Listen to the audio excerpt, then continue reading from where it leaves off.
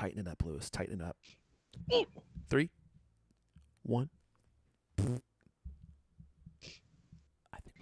Where's the tweet? I think we're. Oh, you want a tweet? I'll show you a tweet. You can't handle the tweet. Oh, yes, I can. Yeah, I doubt it.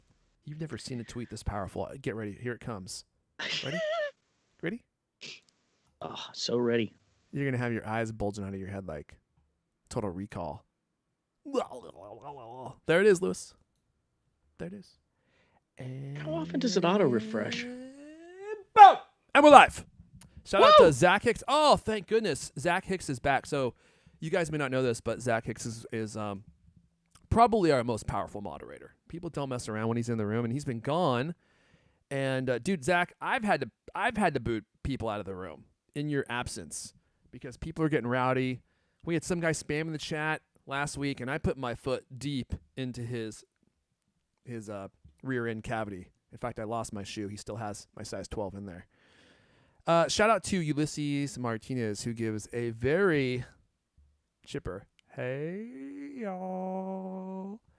And we're waiting for more chats to come in. Guys, we have an exciting show for you. Well, I don't want to oversell it.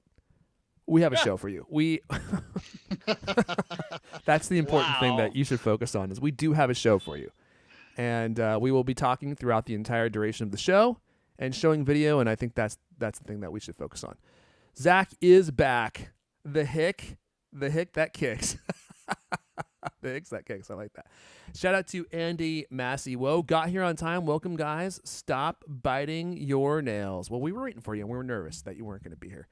So, I was just saying earlier, look, I'll just be straight with you guys. Not a ton of Apple news this week, but we're going to embellish and really give some gusto to the things that we did find. And I think between those two strategies, we're really going to have a good show for you guys here. And after the fact, when you think back on the show, you'll be like, well, they really didn't talk about anything of any significance. But at least I had fun. And that's really what's going to be most important. Wow, that's the big sell. I want to make sure that there's truth in advertising here. You know? Have you considered a career in sales?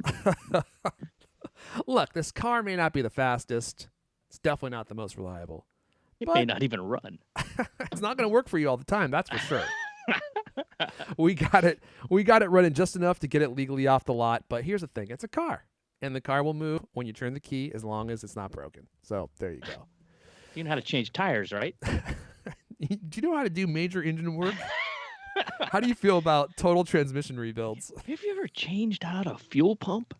I have, Lewis. I have changed a fuel pump. I don't believe you. I do, dude. I can be pretty handy if I need to be. Really? I had this really old car. It was a 1996 Honda Accord, and 1998. And I was getting ready to sell it, and it was having some problems. But the car was only worth probably $1,500, and I'm like, I'm not going to spend any money to fix this car. It's a $1,500 car, and the radiator developed a leak, and I couldn't figure out where it was coming from. So I was like in there trying to figure out where this humidity was coming from, because what I figured out was like I was having this problem where the rear the windshield was just getting fogged up, and I was like, why is the windshield always so foggy? And then finally I figured it out. It's a transmission leak, and I was like, I can't. What? Or not a transmission, sorry, a radiator leak. Oh, okay. I was like, geez, it's a bad leak. And so I went on YouTube, how to change out a radiator in a 1998 Honda Accord. Dude, whole video just on how to do it. So I watched this video like 5 times, and I roll up my sleeves, I put on my my rubber gloves, and I go to town on this thing. And I'll tell you, when I finally got that radiator disconnected, and I was wrestling with that thing for like 20 minutes trying to get it out. When I finally ripped that thing out of my car and held it above my head, I felt like a warrior who finally vanquished his foe and was like holding up his head to like show the rest of his arm. He's like, ah! That's how I felt holding up that radiator. I've never felt. Why don't you just put a can of stop leak in it? Those are a thing? Yeah. Look at this stuff. Yeah. that's It what's usually- known as a quick fix. Yeah. Especially if you're going to sell it. Because I go all the way. I go hard. I'm like Dr. Disrespect. I go hard every single time. So I changed the entire Did you get? radiator. Did you go to a junkyard to get a replacement No, radio? I just bought one from the local hardware store or the parts store. It was cheap too. It was like $100 fix. Like the expensive part was the labor. Yeah. And I'd never done any kind of work like that at all. But I figured it all out with the YouTube video, and just I had a very alpha masculine moment there. Then you get that feeling though, like, oh geez, what if I can't get this one in? Well, there was a little bit of that, but that panic. I hate that panic. that's the thing, though. It's like, if the worst case scenario, you get stuck doing your own car work. Worst case scenario, you just hire a mechanic to put a new one in, but you've already done half the labor, so you already saved yourself a ton of money.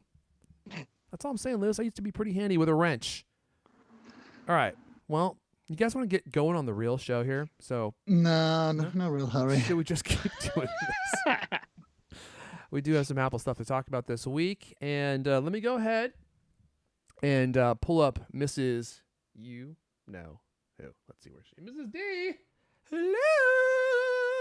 Oh, so sing-songy, Mrs. D. Are you ready to go? Oh, you know that I am. My face is refreshed with this cream that I made, and I'm ready to go. God, why does my Apple Watch always start talking during the show? It never does it any other time. Okay. Let me get my notes up here, and we're going to get this show rolling. Where's the button? Where's the magic button, Mrs. D? Oh, don't touch my hand like that, Mrs. D. Let's get this thing rolling. Here we go. Hello, and welcome to CultCast, the best 30-plus minute Apple conversation you're going to hear all week long. I'm your host, Airfun Elijah. Joining me today, if he were a pro wrestler, he'd be called El Borracho, and his signature move would be called the Borracho Bomb, where he pretends he's passed out, and then when his opponent turns to celebrate, he gets up and hits him with a folding chair. Blammo! Right over the head. It's a signature move. He's the founder of Cult Mac. Leander Caney is here. Hello. Also with us, he's installed a Tesla coil in the Cult of Mac writing room so he can zap writers who aren't typing fast enough without even leaving his chair. It makes one hell of a noise, too, when that arc zaps across the room and hits him right in the neck. He's the managing editor of Cult of Mac. Lewis Wallace is here. It's really an awe-inspiring sight. You know, Lewis. That Tesla coil. It's actually not a bad idea. You can sell it for teams. Set it up in the middle of the room. There you go. And you could set up some kind of listening device. So, like, if their words per minute drops below a certain point, you just hit the button and it just sends out, arcs of how many volts does that thing put out? Like 2,000? Right across. We've already the got the keyloggers installed on all their machines, so we can know exactly how many words per minute they type. Drop below 140 words per minute. Have you ever seen what was that movie, that magician movie with I'm forgetting. It's The Prestige. Have you ever seen The Prestige? I've never seen it. It's a Christopher Nolan one, right? Yeah. Oh man, you haven't seen that movie? That was a really great movie. But there is a Tesla coil in that room, and I'm just thinking for inspiration, for like placement inspiration, you could watch that scene where they have the Tesla coil just shooting beams across the whole room, and David Bowie's sitting there casually. If you ever need to know how to set up your room so that you could shock people from all the way across the room, Lewis, I think that's where you need to head. Okay. Thanks for the handy tip. Yeah, no problem. Great. All right, so what do we got on the docket for you guys this week? We've got more confirmation on the MacBook Pros. Now, even more proof that we have mini LED MacBook Pros. They're literally right around the corner. Probably even September, possibly October, but they're coming. We'll talk about that. Also, Apple is thinking about going big, real big, beyond the 13 inches with the iPad. With the iPad now. And so if you're looking for a jumbo-sized iPad with an even more massive screen, you might be excited to hear what's going on at Apple. Also, we have some more information to share on iPhone 13 and the camera upgrades that are coming. Apple's going through some weird and wacky steps to bring down the leakage happening and keep John Prosser from getting literal images and schematics of all the products that are coming later this year. And they're going to be doing something to their employees that when I saw this, I was like, dang, this is like a Lewis Wallace level tactic to keep the leaks down. So we'll talk about that. And also, I'm going to tell you how to get a brand new watch face. And by me, Lewis is going to tell you, is what I mean. How to get a brand new Apple Watch face in honor of, is this the Olympics, Lewis? Like in honor of the Olympics? It also kind of works for 4th of July. So if you want like a patriotic Apple Watch face for a whole series of countries, not just USA. You might want to stay tuned. We'll tell you how to do it. By the way, very happy 4th of July to everyone in the U.S. Dude, I love the 4th of July. So I'm going to be getting some Roman candles. And usually I shoot them at my friends, but this year I think I'm going to try my kids. Because they've never seen balls of fire flying at them at high velocities. Think how impressed they'll be when I start shooting those at them, and they can run around the yard and try to catch them. It's going to be a lot of fun. So let's see here. Before we dive in, I'm going to send it over to Lewis Wallace. Oh, wait a second. No, I have to talk about Squarespace first, Lewis. Jeez. Ooh. Quit trying to trick me. I don't know anything about squares. Yeah, well, we'll do the Cult of Mac store later in the episode. Don't you worry. I know you're chomping at the bit to talk about the Cult of Mac store. But before we do that, thank you to Squarespace for supporting this episode. Squarespace, where you need to head. Squarespace.com/CultCast if you still don't have a website. I know some of you out there still don't. I've been talking about Squarespace for literally like 8 years. But some of you out there still don't have a website, or maybe you've started a business and you're ready to finally build a website, but you don't know how to do it. You're intimidated. You don't know what to do. You're afraid to dive in and start building things, but I'll show you. It's just so easy. With Squarespace, you just pick a template, and then you can see that you are able to select all your different colors. You can change different fonts. They make everything so easy to do. You can build a website, have it up in no time, and if you want, you can really dive in and customize absolutely everything so that your website really looks uniquely yours. And yet, you don't have to know how to code. Everything is really slick and polished and well thought through, so that you can design your website without having to go through a ton of effort. It's more like building Legos. It's like a fun, creative endeavor, because you're not ever having to do anything technically challenging. You're just playing with settings, and while you're doing that, your website comes to life and looks really beautiful. And then when you're done, you launch it. And if you want, you can launch a regular website. You can launch a website that is a blog. You can highlight your own skills, or your artwork, or some kind of creative endeavor that you are involved with a single page, impactful website. You can start a store, sell products and services of all kind. And they just couldn't make it any easier. If you're ready to start your website, head on over to squarespace.com/cultcast. And after you're done building a website, if you want to continue your service, you can use code CultCast at checkout. If you sign up for a year of service right up front, you get an additional discount, and you get a free custom domain name. So you could go to leandersbeautifulnudepaintings.com. Did you guys know that Leander liked to paint nude paintings? Well, it's a big hobby of his. Right, Leander? You were telling me that that's like one of your passions. Yeah. That and ribbon dancing is the other big one. So squarespace.com/cultcast. Thank you to Squarespace for supporting this episode. Alrighty.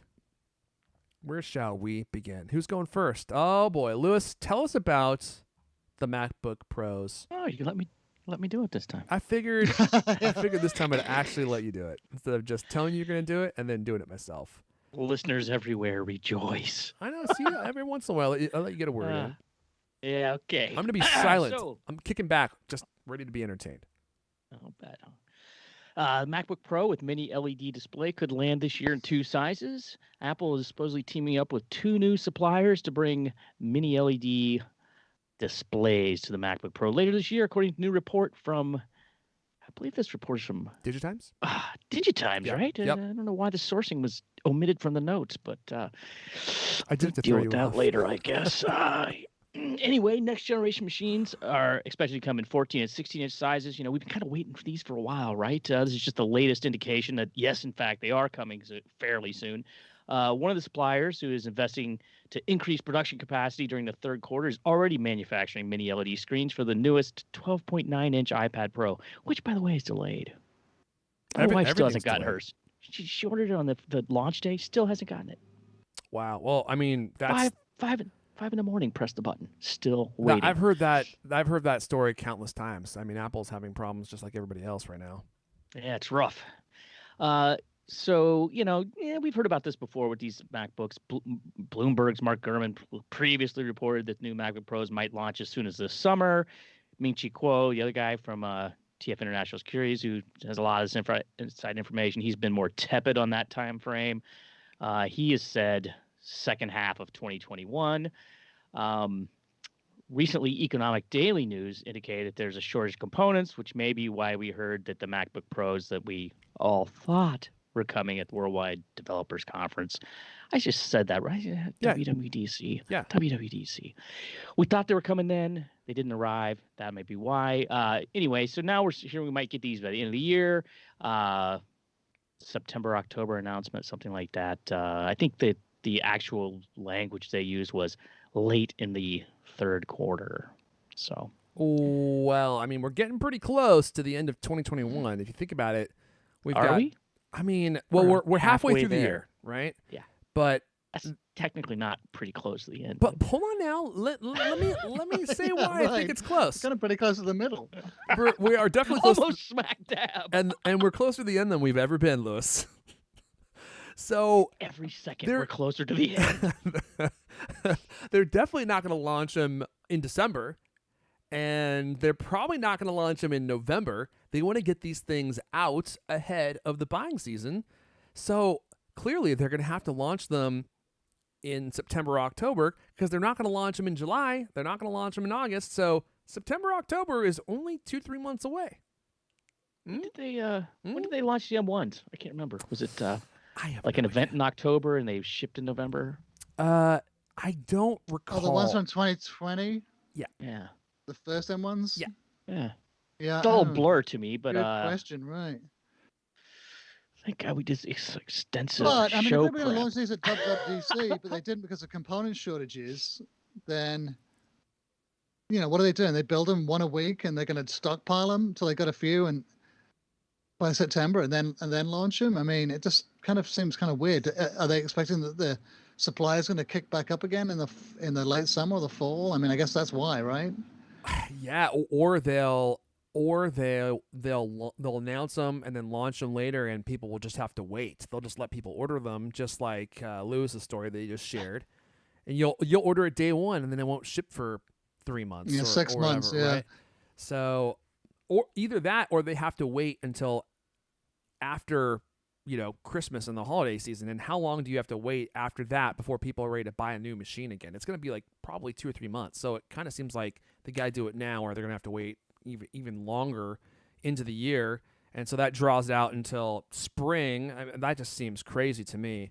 So let me just remind you guys why these are such exciting machines. So first of all, they're supposed to be the first Apple or the first Mac to have the mini LED displays, which the iPads just got, and then up to 32 core GPUs, the 10 core either M1X or M2, whatever they end up calling it, which will have 8 performance cores and 2 energy efficient cores, as opposed to the 4 high performance cores and the 4 energy efficient cores that you have now in the M1.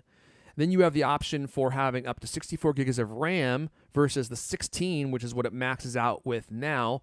HDMI ports, MagSafe, SD card slot, the return of the non-professional port, Phil Schiller, SD card slot.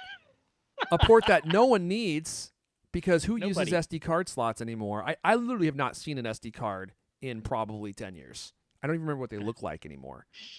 So I don't know why they're adding that back, but that will also be making its debut reportedly. So it's going to be an exciting machine, like a crazy powerful machine that has a lot of practical ports, way more RAM. It's going to be a fun time to have this machine until you see the price, that is. So, Yeah, right. a fun time with a Some nice renders. We got some nice renders on the site too, and there's some nice renders showed up yesterday. I think was it yesterday or the day before?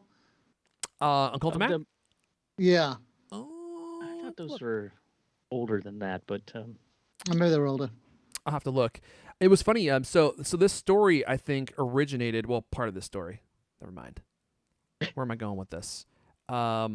This is a story we're going to talk about later, actually. So I was going to talk about Front Page Tech and the body cam story, and as part of this story, or in the video that John Prosser made, he said that his guy that he uses to design the mock-ups that we always see, that Apple went after him. He's in I think the Netherlands, maybe. yeah. Ian, yeah. No, no previous guy. You're getting Okay. The guy. Okay. Ian is from New York. Okay. Oh, that's right. Because I remember seeing that picture of his where he designs his stuff. But apparently, Apple did, at least according to John Prosser, went after some guy, and Yeah. over the mock-ups that he was making, the concept drawings that he was making, and I was really surprised to see that. I was like, dude, went after him for what? Creating a mock-up? Do you know anything about the story, Lewis? Because I only just saw it briefly before we went live. Well, but I was really surprised to hear that. Yeah, I mean, I watched the video that Prosser released. Yeah, I mean, he said that they did kind of like this passive aggressive sort of like, oh, we really love the fact that you love our stuff, but stop. Would be a shame if you lost your computer and ended up in a Dutch prison. Yeah, and Prosser went on and on about how U.S. First Amendment protects him, but they're going after international people. Like they also apparently sent out sort of cease and desist letters to, or at least to Kang, that leaker, Kang. Yeah. Well, does that make any sense? I mean, wouldn't they have a harder time enforcing whatever laws they're citing internationally? What jurisdiction really do they have? They'd have to get foreign courts involved, and they go after them in their own anyway? country. They wouldn't go after. It's not like you're in the U.S. going after them. They would probably use the Apple subsidiary in that country to go after them. Yeah, but I would have thought it would have been even more difficult. Although, using an international court to try to suppress some these I don't know things. about that. What exactly have they violated? I mean, like if you're making renders and concepts, I mean, what grounds? What are they violating of Apple's Well, IP? if they have in their possession leaked documents or leaked images, right? I mean, that's what supposedly is happening, right? Like, Right. Prosser gets these things, he shares them with them. I'm not an intellectual property lawyer or anything, but they could certainly. I mean, they could send a letter to someone threatening them and see if it works, right? I mean, Right. Yeah. Exactly. They can definitely do that, and there's probably a lot of that goes on. Is they're just, I mean, they just see what happens. In fact, this is total aside. I had an instance. So a lot of you guys know that I have an Amazon business that I started, and I was selling this ridiculous game, which I won't name. It was like a card game, and I was selling this thing because I got a few copies of it, and I was like, I'll just sell them on Amazon, and I believe the copyright owner of that game reported me to Amazon for copyright infringement, which was a complete crock, basically saying that I had somehow violated their copyright simply by buying and selling this game. And normally when they do this on Amazon, people just cower and run because Amazon puts entirely the onus on the person who's being accused of copyright abuse, right? Of course. But I have someone in my family who is a copyright attorney. Oh. And I was like, we're not letting this go. So we fought it. And I told the guy, I was like, dude, if you think that I've done something wrong, I'm like, going to Amazon isn't going to work. You're going to have to come sue me. I'm like, we've done nothing wrong. And he completely dropped it and told Amazon to drop the whole thing and just let it go because he knew. Because copyright abuse like that is rampant on Amazon. So you can send anyone a letter, accuse them of anything, Right. and just threaten them with legal action. A lot of people will just recoil in fear because they don't want to hire a lawyer. Yeah, it's expensive. Nobody wants to get a letter from Apple's legal team. Especially from Apple's legal team. I mean, that probably shows up in like really thick, high quality paper.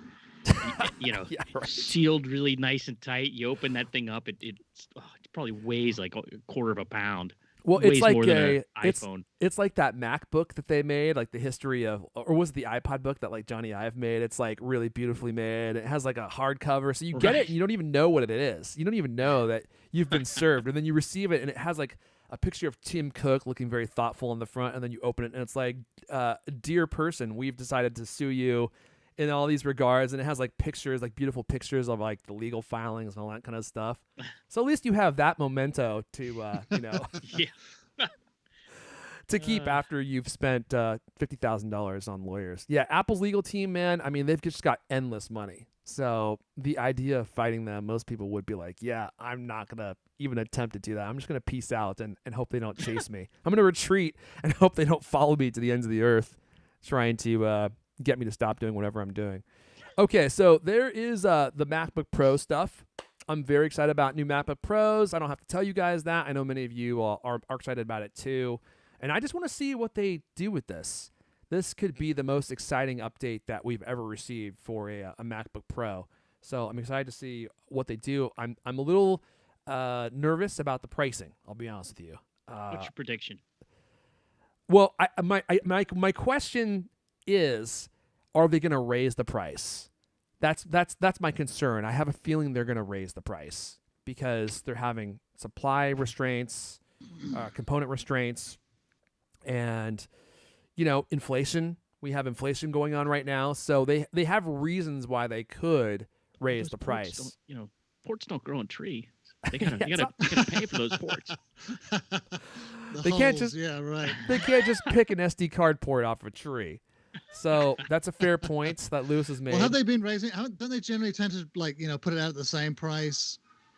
That's been the MO, right? Although they just did raise prices at like $100 on the last on the M1s. This one's going to be right? 16 inches though. Yeah, 16. And they charge by the inch, so it's it's going to be going up in price for sure.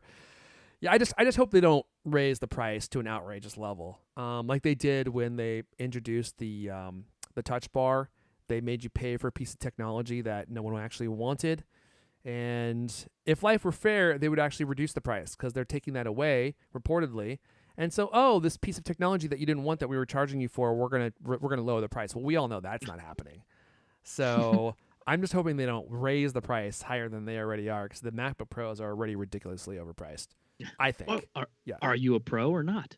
Well, look, I'm a pro, so I'll pay any price they demand, right? But for people who are on the fence about whether they're pros, I can definitely see their concerns, because they're not sure that they're at a pro level, so they may not be willing to spend $5,000 on a laptop.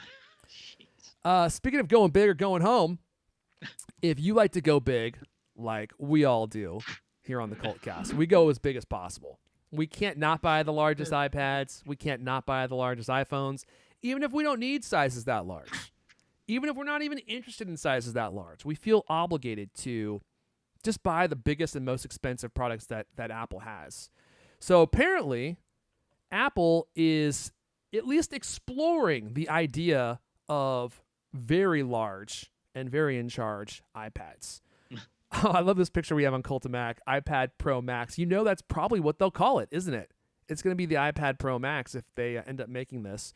So, as the story goes, someday Apple can make tablets as large as the biggest MacBooks. The company is reportedly investigating making supersized iPad models and displays larger than the 12.9-inch iPad Pro, according to the one and only Mark Gurman.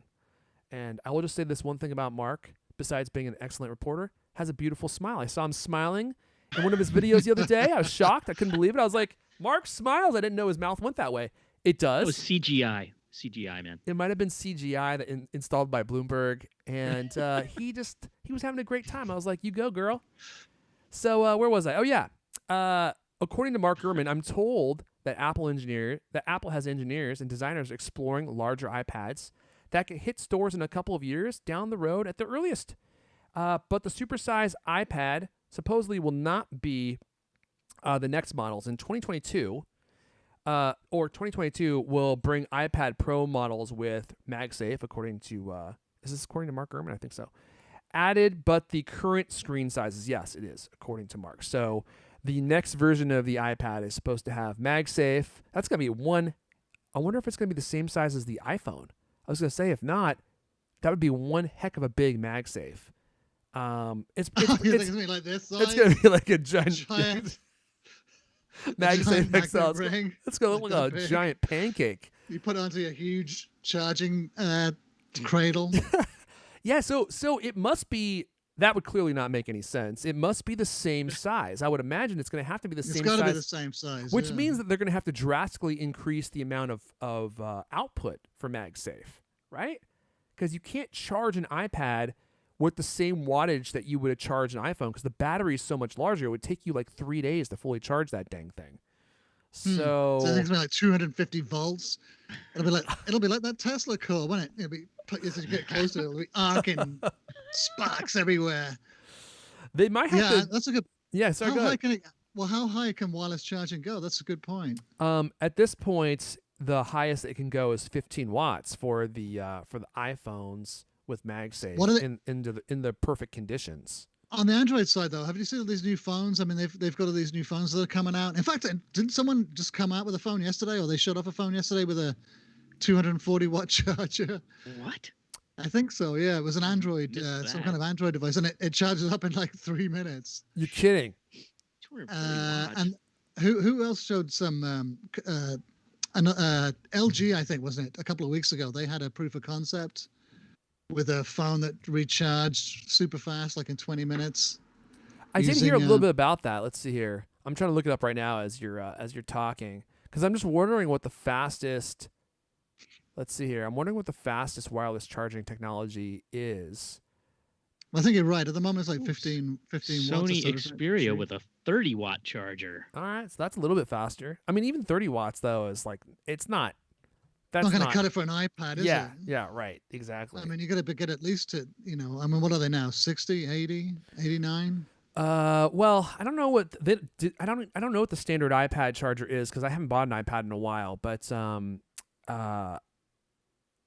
the thing with wireless is like you lose some of the power over the wireless transmission as well. So it's not as efficient as wired charging is. I haven't seen anything faster than like 20 or 30 as far as I recall, but maybe someone in the chat can like notify us if there's something out there that's a lot faster, because I seem to remember a story where a company was boasting that their wireless charging technology was like, I seem to recall 60 watts, which is crazy fast, but I don't remember what company that was or what phone that was. But yeah, I do believe it was an Android phone. So anyway, if any of you guys know that, let us know in the chat. I'm just curious to see what it would be. Anyway, so MagSafe, iPad, and then larger screens. Now, as I'm not sure if I mentioned this. Oh no, I didn't. So, according to Gurman, Apple is quote unquote exploring the idea of larger iPads. So don't expect this is going to be something that you absolutely see later on down the road. They could decide not to make them, but I don't know, man. I don't really see a practical use for a really super large iPad, but I don't think practicality matters anymore. I don't think practicality matters anymore. I think that people just want what they want. They just want a larger screen phone. They want a larger screen iPad, and so they're going to buy one. If they're going to buy one, Apple will make one. I've offended Leander Caney. He doesn't like what I just said. He's outraged. I encourage that people. I thought people would definitely go for big screens. I mean, on an iPad, I think they could make, a 30-inch iPad, and someone somewhere would buy it.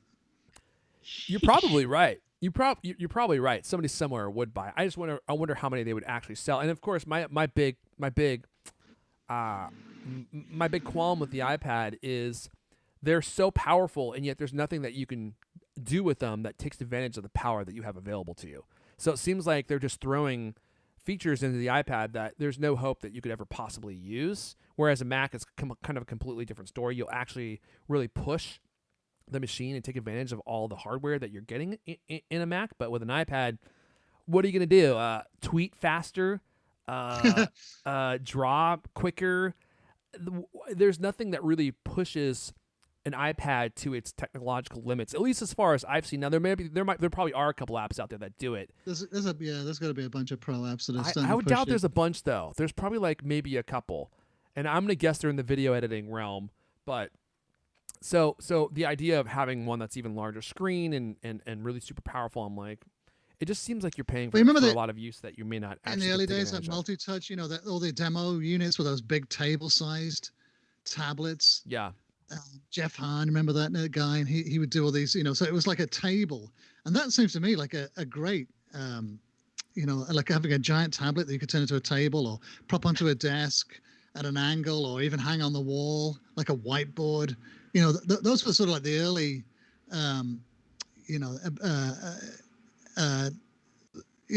use cases, weren't they, for multi-touch tablets with having these big people imagined having big tablets, not smaller ones. Remember that? Yeah. In fact, someone in the chat was just saying that Deadliest, we need an iPad table. Did you read that, or were you guys?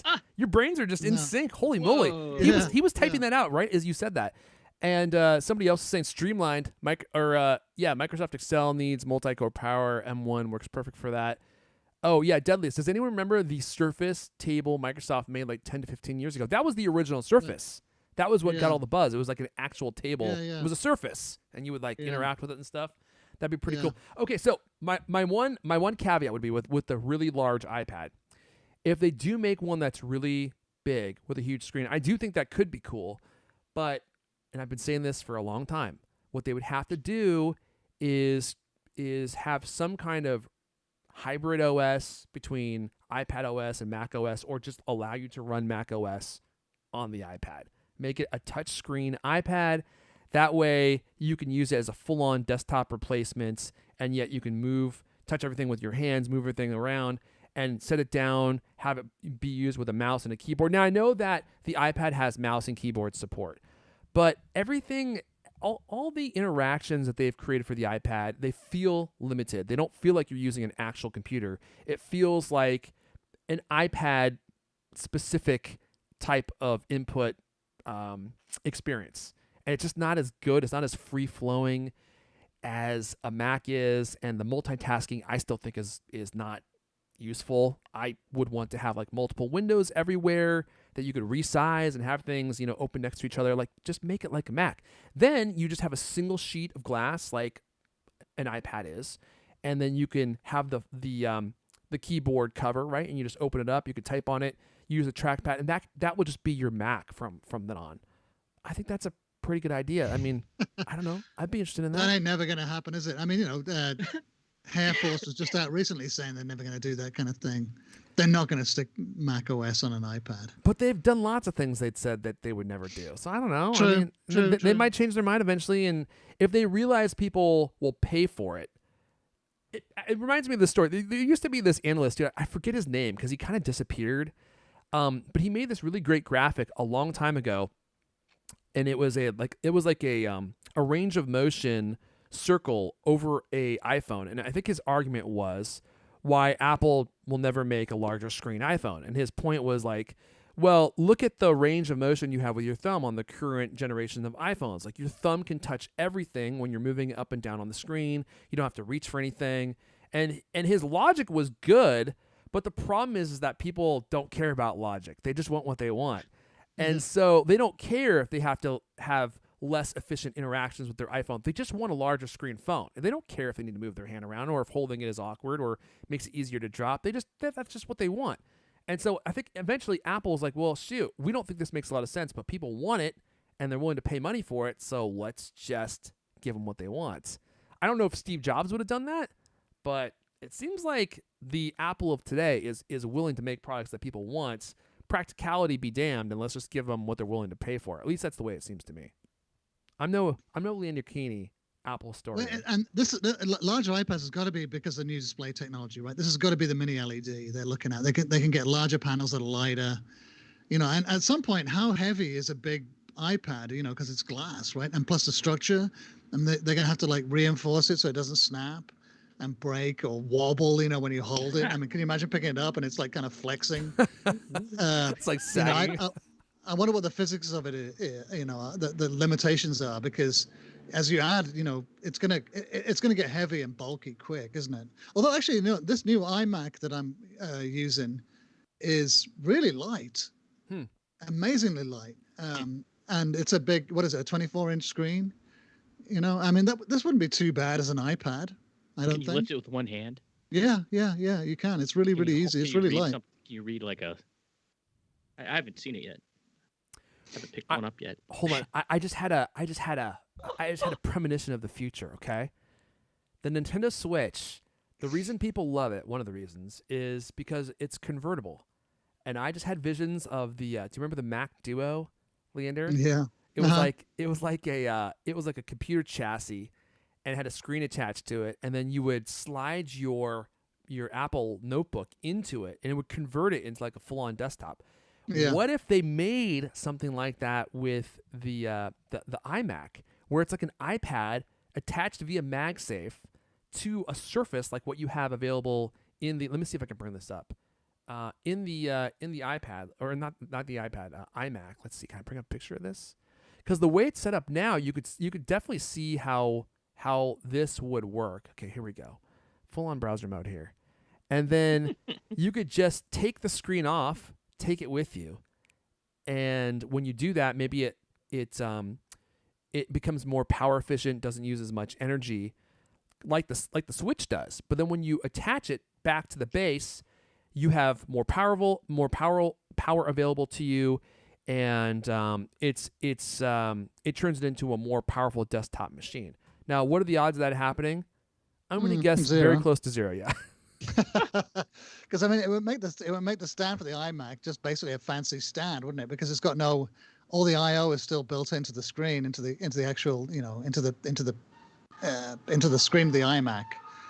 Like I think in the old days, they built in the power supply and the ports into the docking station. Mm-hmm. But with the current iMac, it's all built into the screen or the back of the screen anyway. So if you lifted it off, I mean, what are you lifting it off of? Nothing really, but except a pedestal. There's actually nothing in the pedestal at all. Well, they could change that. They could modify it to make it work a little bit differently. But also the one thing that they would be getting by having it be attached to the pedestal is continuous access to power.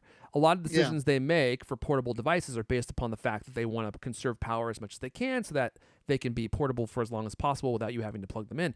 But if you attach to the base, all of a sudden the power returns in a continuous fashion. They could crank up the power. That's what the Nintendo Switch does. So Nintendo Switch is capable of putting out 1080p content, but when you take it off the dock, it switches down to 720p to conserve battery life. And then as soon as it has access to power again, it bumps it back up to 1080p. They could do something similar. And I don't know, man, that could be a pretty cool new Mac idea. I'm just saying, to have something that's portable that you could take with you and then dock it and use it in some kind of like supercharged desktop mode. Again, this is just me thinking out loud here. I'm just daydreaming. Do I think Apple's going to do this? No. But if you're curious about the Mac Duo, go check it out on YouTube. Just search for it, and you can see what I'm talking about, because they already did this in Apple Past. I mean, you just slid your notebook in, and boom, all of a sudden you have a full-on desktop experience, which is You ever have one of pretty those? Cool. Have you ever seen one? I've never actually seen one in real life. I haven't either. I just saw one on YouTube, but so apparently they didn't sell very well. Yeah.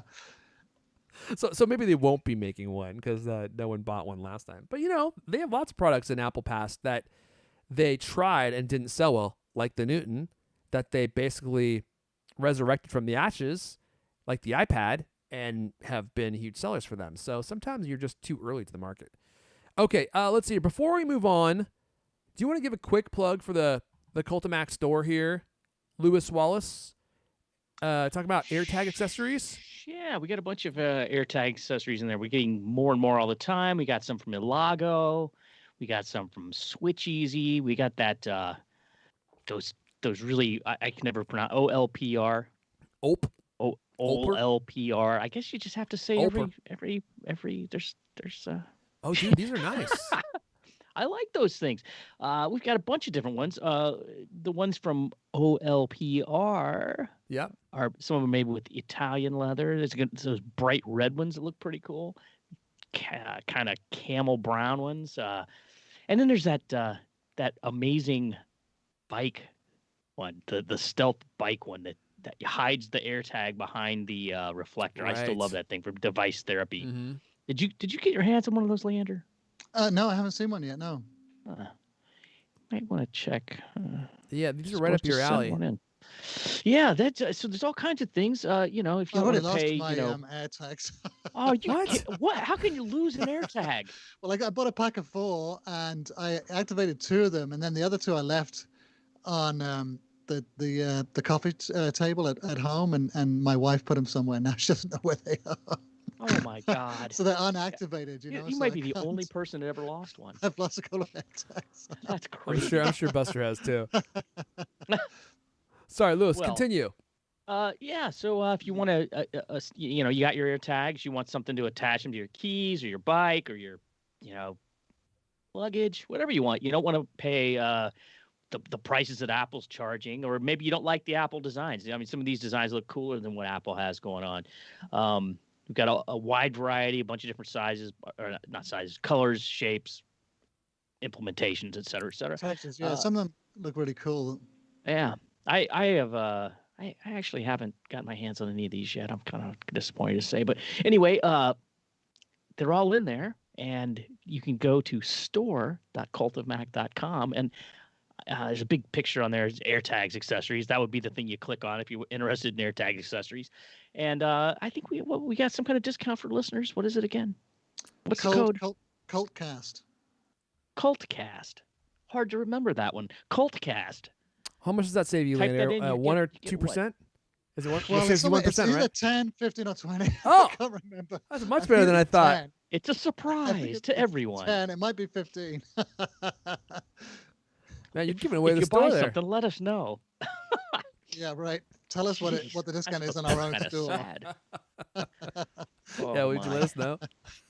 That way we can tell everyone else the next time we do a Cult of Mac store promotion. So, yeah, there you go. AirTag accessories. It's funny. I'm looking at these Ulper Milwaukee leather AirTag holders, and I'm like, dude, how much would the Hermes version of these cost? And yet they're made of the exact same material. These are probably just as nice. I mean, they're probably not like as nice as Hermes, but they're probably close. I don't know. They look they have that kind of style, right? I mean, they look good, and they're those things they're on sale right now. As a matter of fact, 29% off. Some of them 33% off. Other ones are at $25 for the leather AirTag bag charm. $25 for their leather AirTag. And how much are the Hermes ones? Like $450. Yeah, I think they're hundreds of dollars for sure. I think they're $450. Yeah, so that's a pretty big difference. We got leather ones. We got silicone ones. Those Alago ones look kind of cool too. Apparently, they're very protective of the little tracker is the word I'm trying to say. Oh my God! All right, store.cultofmac.com, store.cultofmac.com. Where did this comment go? I just want to read you one. Oh yeah, so dude, this is exactly right. This is Nival from the chat. Oh, wow. Larger iPad means more useless space between icons on my homepage and stretched out iPad app screens. So pro. That is my point.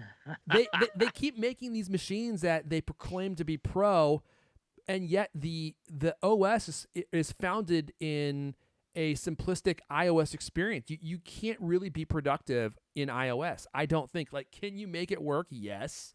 But it's just not the same as having a Mac. And so you're buying this really expensive iPad with more and more powerful features, and yet it's the software. The problem isn't the hardware on the iPad. The problem is the software. iPad OS is just not a professional OS. It doesn't allow you to do things easily, especially from a content creation standpoint. In my humble opinions, I'm sure there are a few people out there that disagree. Those people are wrong and should not be in the business of making professional products.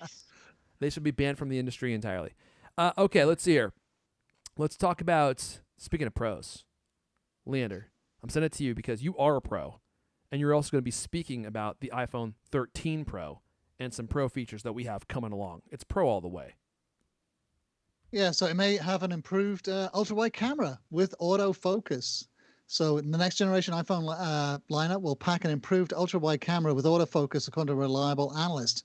The iPhone 13 Pro and the 13 Pro Max models are expected to get the upgrade first.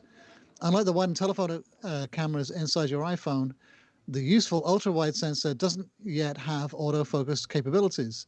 That means its focus is fixed, and you cannot tap on a specific area to adjust it.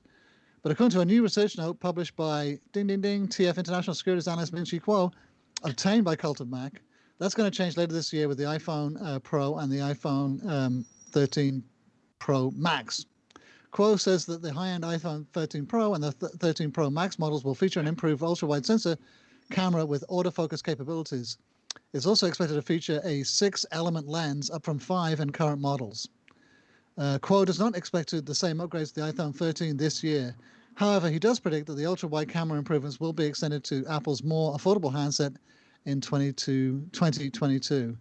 So it's going to trickle down the year after. And I don't know. How excited are you about this? Getting focus in the autofocus in the ultra wide. Well, can I admit lens. something? I didn't know this didn't exist. I didn't know Yeah, that. I didn't know that it didn't do autofocus. Well, I mean, the nature of focus is such that the wider you go, the less depth of field that you have. So it probably just has like an infinite depth of field where it's just focused out into like infinity. And as you get closer to it, you're still relatively in focus because, or I should say, it has a large area of depth of field, right? So like you're never out of focus. Everything is just always in focus. If this were a telephoto lens, the depth of focus would be very narrow, and so if you were not in that specific depth of focus, you would be completely out of focus. So it's probably going to make some difference. It will make some things sharper, or maybe it will allow them to reduce the depth of field and still have a wide angle. And so you'll be able to have like a person who's in focus in the foreground and still have the background be slightly blurred, which actually would be pretty cool. I think I'm probably in alignment with that. I'm probably excited about the fact that iPhone 13 will also have night mode for the wide angle and telephoto cameras, because in my phone, the iPhone 11 Pro, that feature is only available in the medium telephoto lens, and as soon as you leave that lens, all of the cool computational HDR effects and everything, they all just go away. The night mode is just gone. So you have like this really beautiful picture, and then as soon as you leave that lens to one of the other ones, those features are, I think, turned off via software. They probably could add them, but they wanted to give the iPhone 12 some features that the iPhone 11 didn't have, so they omitted them from iPhone 11 Pro. I think eventually they'll probably add them back in a software update, would be my guess. So I would be excited to have all of those features all combined, just because it makes a big difference when you're not in perfect lighting to have those features available to you. But as far as the focus coming to wide angle, I don't think it's going to be as dramatic as you might think. Sorry, Lewis, what? I wonder if they might be able to put portrait mode in the ultra wide. Did they already? I thought they already added that in iPhone 12. I don't think so. No? Do you have an iPhone 12? Yeah. Oh, you got a mini. One of the mythical Let minis. me The only check. ones, yeah. I've got the mini, the rare mini. Yeah. Portrait looks like it's only one lens. Oh man, Nick Paris is saying, how often are any of you using the ultra wide? I've only used I it use that 5 thing all times. the time. Dude, I do too. It's probably my primary camera lens. I use it I all love it. the time. It's really great at, capturing a lot in one image. It's super wide. It's just so wide. But I feel like it's also good at communicating scale. So when you're trying to take a picture and show the scale of something, you can see people in the foreground and you can see something else in the background, and you can kind of see how big those things or small those things are relative to one another. So I use it all the time. And also, I just feel like I always just need to get farther back. Yeah, go ahead. I kind of like that. So it's borderline fisheye, right? I mean, a little bit of distortion around the edges of it. I like that look. I wish they put a fisheye lens in. I love fisheye. I love a good fisheye. Me too. Who doesn't? So Who doesn't, delicious. Liz? All right, so there we go. iPhone 13 Pro with some more improvements to the camera, which of course we expect. Now let's move on to something a little more entertaining. We all know that TC has been doubling down on secrecy, and that's been going great for the last 3 years. And then in that effort, he has been implementing some new strategies to catch leakers, according to John Prosser. I'll give it back to Leander to fill you in on some of the dramatic new steps going into place at Infinite Loop, or the spaceship. Infinite Loop. There you go. Take it away, Leander. Yeah, so Apple's reportedly forcing some of its employees to wear quote-unquote police-grade body cameras in an effort to stop them from leaking proprietary information. So recently, the company stepped up efforts to stop internal info from appearing in the press. This is apparently the latest move. Certain Apple employees are required to wear a body camera similar to the Axon Body 2. It sounds like some kind of spray. And the same model used by many police, according to John Prosser at Front Page Tech. Quote, the company has taken this new dramatic step to ensure that its hardware trade secrets stay out of the hands of leakers, reports John at FPT.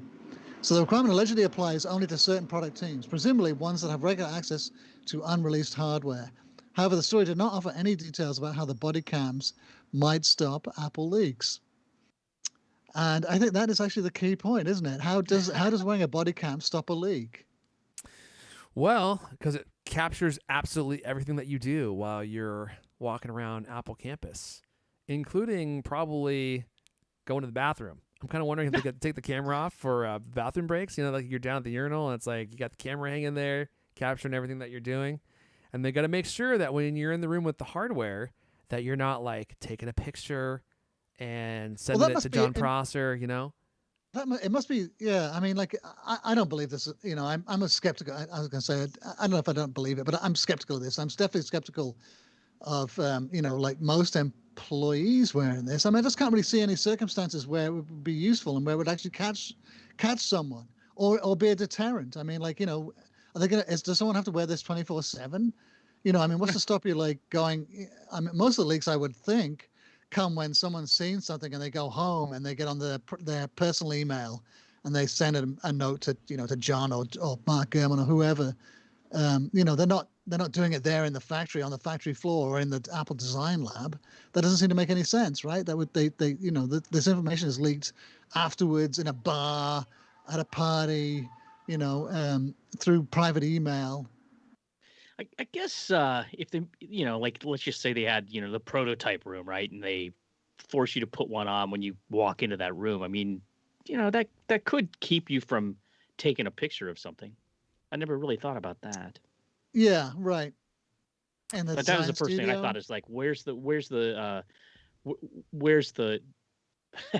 what? How is this going to work? You know, how? So yeah, it was a very odd report, that thing. I don't know.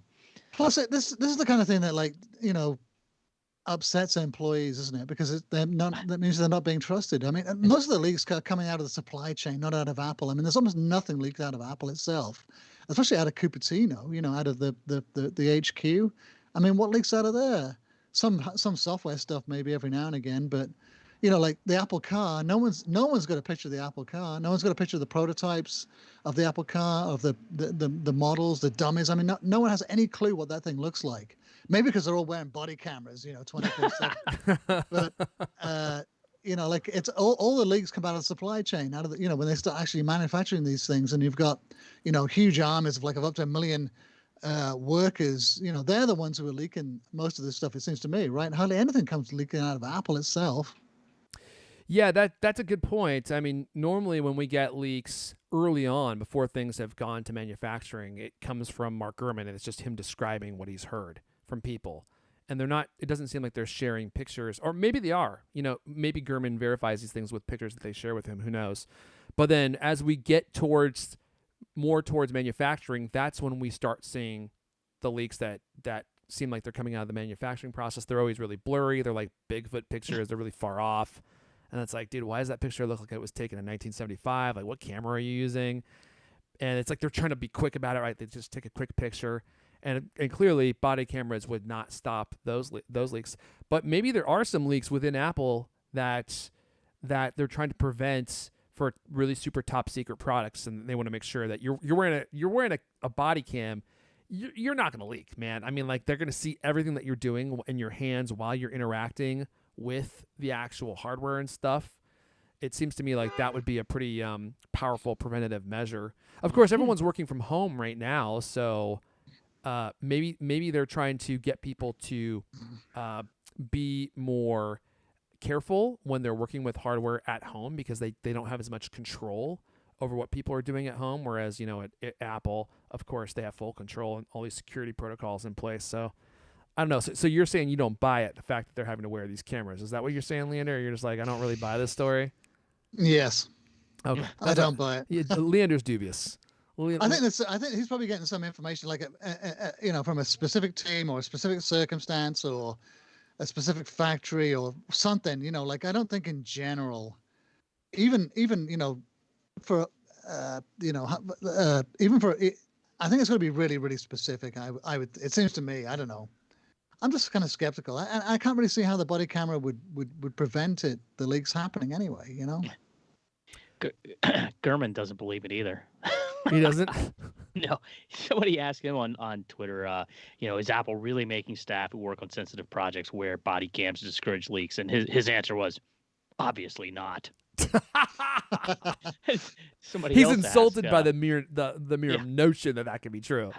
how would wearing body cams prevent leaks anyway? And Gurman replies, it wouldn't. And who would work for any company that requires you to wear a body cam to work on a gadget? Just more made up nonsense. Ignore. No smiling. Okay. No smiling as he was typing that out.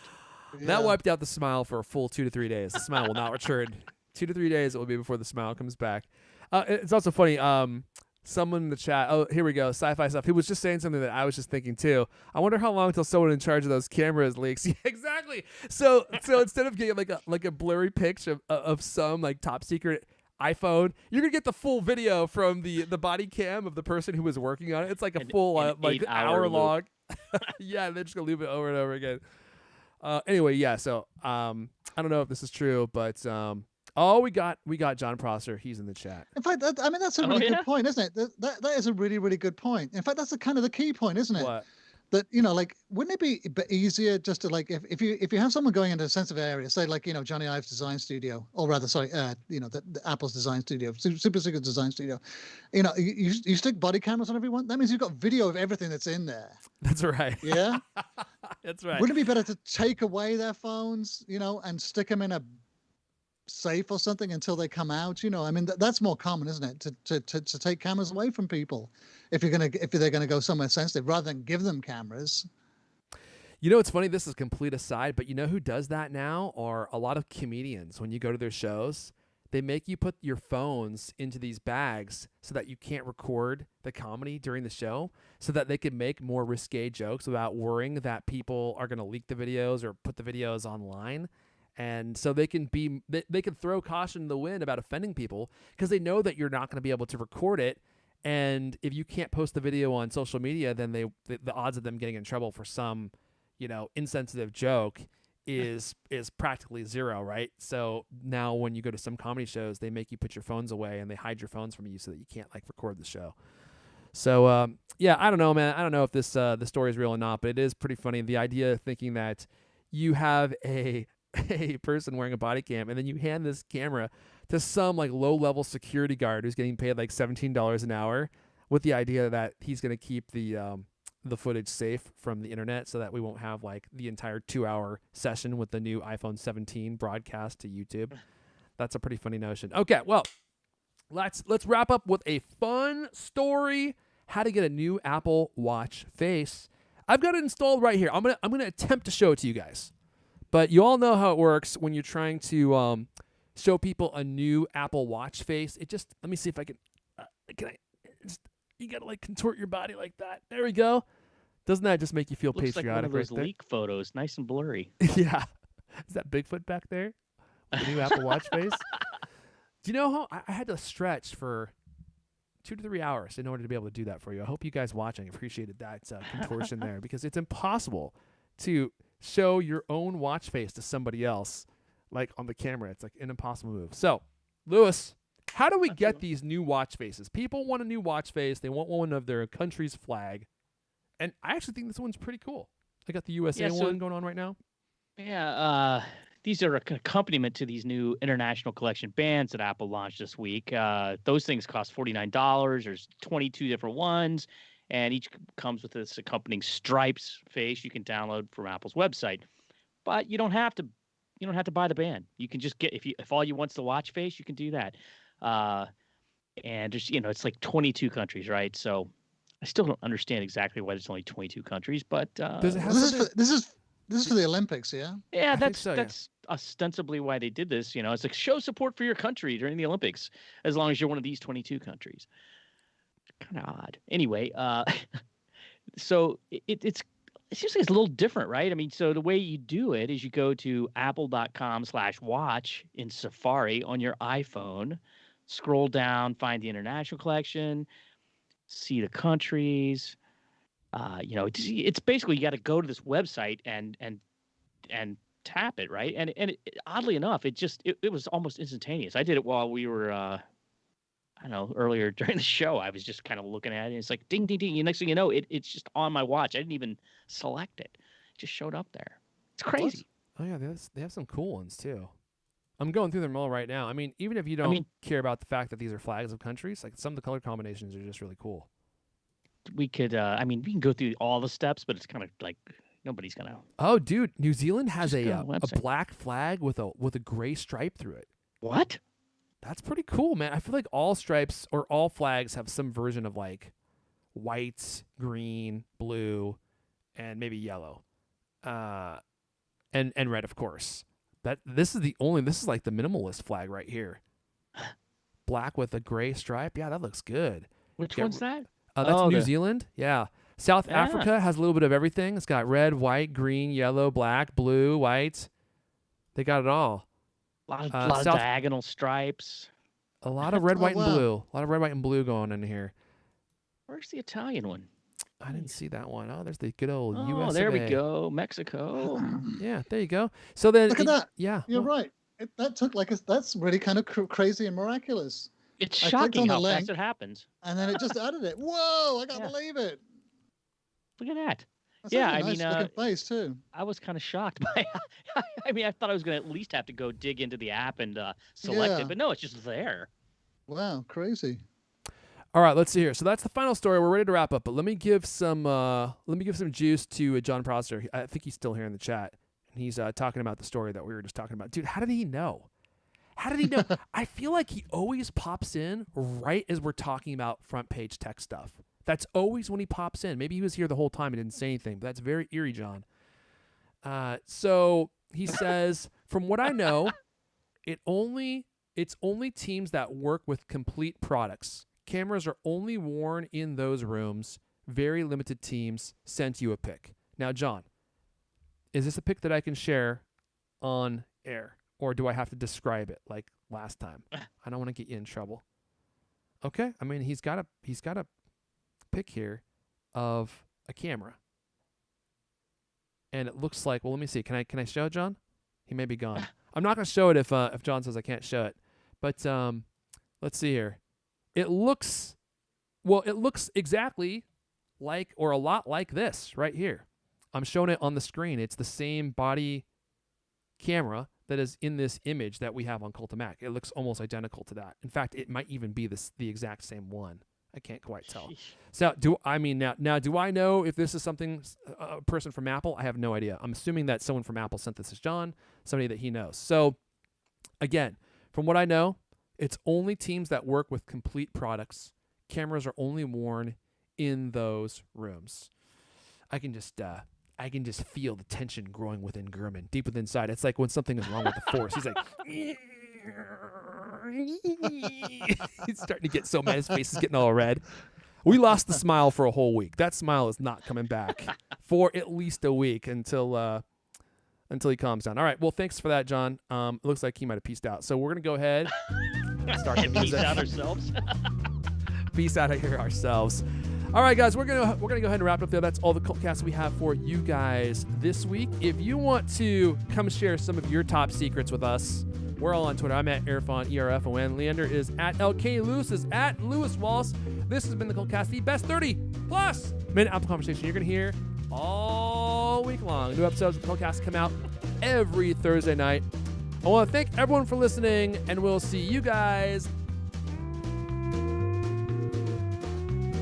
next time. Someone in the chat is asking if that's the real John Prosser. Well, that's the real deal. I could share with you some of the other pictures that he sent me. Some questionable outfits. Let's just put it that way. How racy are they? Let's just say that if I put them on the internet, they would need to end up in like the adult version of the chat groups. Let's just put it that way. I'm honored that he'd send them to me. I don't know why. I didn't ask for them though, so I don't know why. Send this to me. Of course, it's not worse than anything that Lewis sent me. Remember that pic you sent me of you in the spandex, Lewis? You're like, does this spandex make my bum look big? I was like, I don't know, man. Ask your wife. It's a weird question. And yes, it did. By the way. Your bum looked extra large in those spandex, and I think that's okay. Now I'm just I'm vamping until the music runs out. All right, I'm uploading my video. I'm out of here. See you later, okay? All right. Wow. that was Adios. abrupt. Leader doesn't like the bum chat. Made him uncomfortable. All right, this stream is ending now. This is done. We're done with this.